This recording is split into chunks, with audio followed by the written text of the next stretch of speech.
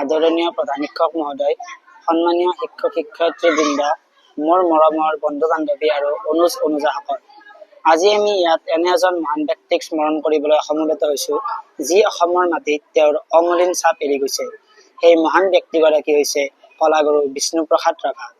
1909 চনৰ 31 জানুৱাৰীত ঢাকা চহৰত গোপাল চন্দ্ৰ ৰাভা আৰু গেথিবালা ৰাভাৰ ঘৰত এই মহান কিংবদন্তী শিল্পীগৰাকীয়ে জন্মগ্ৰহণ কৰিছিল। তেওঁ জীৱনকালত শিল্পকলা, সংস্কৃতি, সাহিত্য আৰু সমাজ সেৱাৰ প্ৰতিটো ক্ষেত্ৰতে অতুলনীয় অৱদান আগবঢ়াইছিল।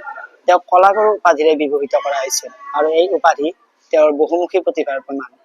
7 বছৰ বয়সতে বিষ্ণুপ্ৰসাদ ৰাভাৰ পিতৃ বিয়োগ হয় আৰু মাকে বৰ কষ্টৰে তেওঁক ডাঙৰ দীঘল কৰে। স্বদেশৰ প্ৰতি থকা নিস্বাৰ্থ স্নেহৰ বাবে তেওঁ DSP চাকৰি ত্যাগ কৰিছিল।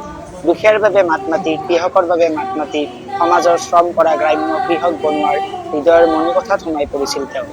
ভাৰতৰ স্বাধীনতা আন্দোলনৰ বাবে তেওঁ দেহে কেহে লাগিছিল। তেওঁ মুক্তি বিচাৰিছিল।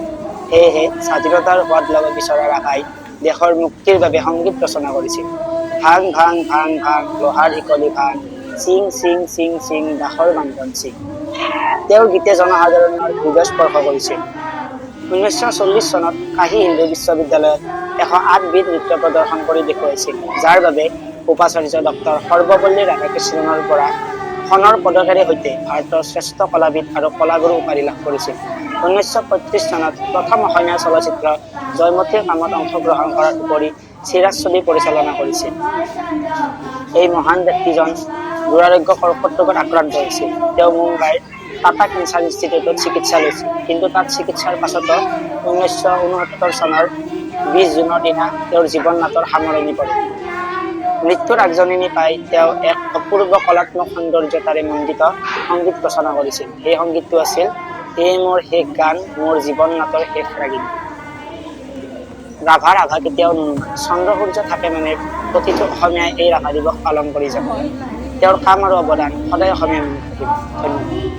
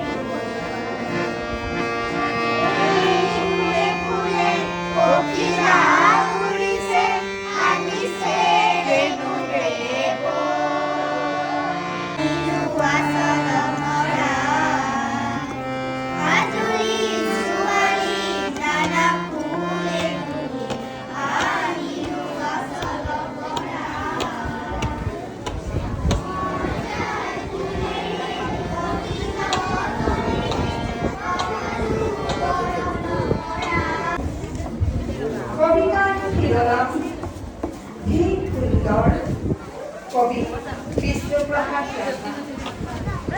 কি সুন্দৰ, চিৰকান্য, চিৰ আৰাধ্য, জগতৰ চিৰ সুন্দৰ, বিশ্বভৰা তোমাৰি সৃষ্টি মনোহৰ।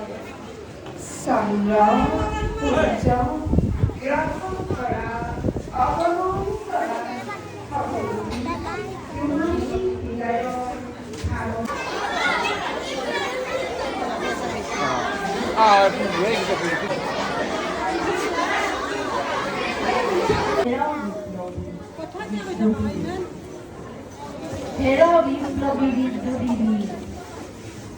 তোৰ অৱনতহীন অতহিংসাই আছিল সমগ্ৰ পৰপদনত